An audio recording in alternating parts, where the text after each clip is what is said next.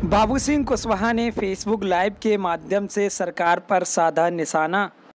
बाबू सिंह कुशवाहा ने कहा कि आरक्षण लगभग समाप्त कर दिया गया। बाबू सिंह कुशवाहा ने कहा कि जिसकी जितनी संख्या उसको उतना आरक्षण दिया जाए। स्थिति हमारे सामने बहुत विकट है। आप सब साथी अच्छी तरह जानते हैं कि आरक्षण लगभग समाप्त कर दिया गया है। मेडिकल में ओबीसी के कोटे से एक भी बच्चे का एडमिशन नहीं है। और जो हमारे साथी हैं जो अपने को पिछड़ी जाति के नेता कहते हैं या बहुजन समाज के नेता कहते हैं या और जो बैकवर्ड क्लासेज के नेता हैं, आज के समय में किसी भी नेता का एक भी स्टेटमेंट जो हमारे बच्चे हैं, जो गरीब छात्र हैं, जो मेडिकल में जाना चाहते हैं और जो दूसरे क्षेत्रों में जाना चाहते हैं,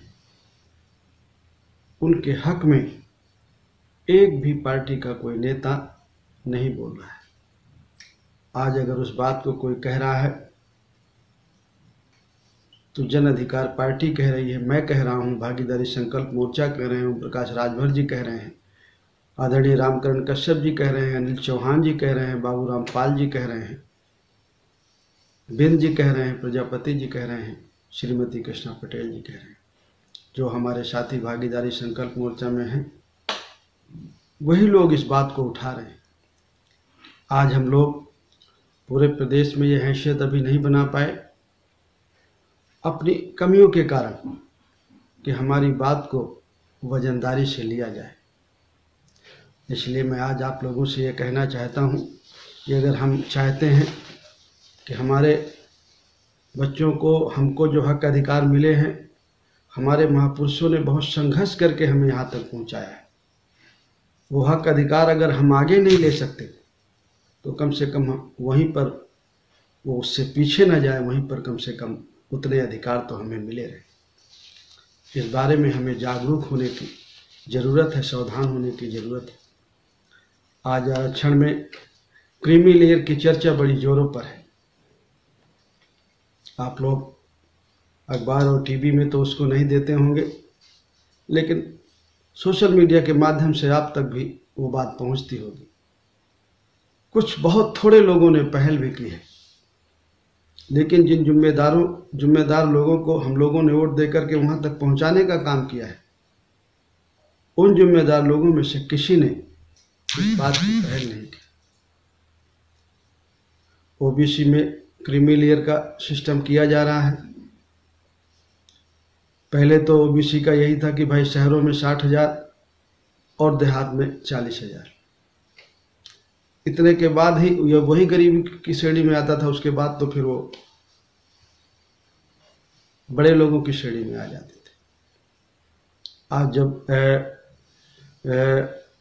अपर कास्ट के साथियों को, समान क्लास के लोगों को 10% का रिजर्वेशन दिया है सरकार ने,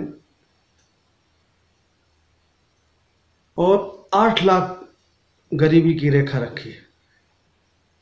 हमारे अनुसूचित जाति के भाइयों को रिजर्वेशन है, उन्हें होना चाहिए, उनका हक है।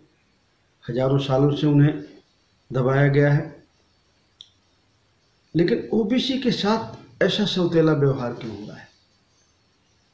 हमें चाहते हैं कि सरकार इसमें विचार करे और जो ओबीसी के बच्चे हैं, जो लोग हैं, उनमें क्रीमी लेयर समाप्त करे।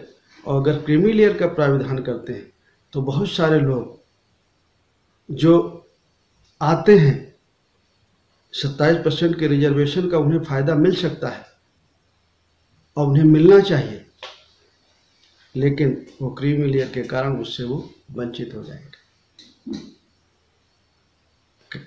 कुछ लोगों ने बात कही 15 लाख की मांग की कि 15 लाख निर्धारित कर दिया जाए। सरकार ने, कुछ लोगों ने चर्चा की कि 12 लाख की कर दिया जाए, लेकिन उसमें जो पूरी उत्पादन है उसका, चाहे वो एग्रीकल्चर का हो या सैलरी का हो, जो उसके पास आता है, चाहे वो वेतन के माध्यम से आता हो, चाहे वो अगर किसान है तो किसानी के माध्यम से आता हो, तो उसकी जितनी पूरी आमदनी है उसको जोड़ करके अगर 12 लाख आप रखेंगे तो बहुत मुश्किल हो जाएगा। इसलिए सैलरी को और उसको उसमें ना जोड़ें और 15 लाख रुपया क्रीमी लेयर में रखें, ताकि जो गरीब और कमज़ोर लोग हैं पिछड़े तबके के, उनको भी रिजर्वेशन का फ़ायदा मिल सके। वैसे तो रिजर्वेशन लगभग समाप्ति है।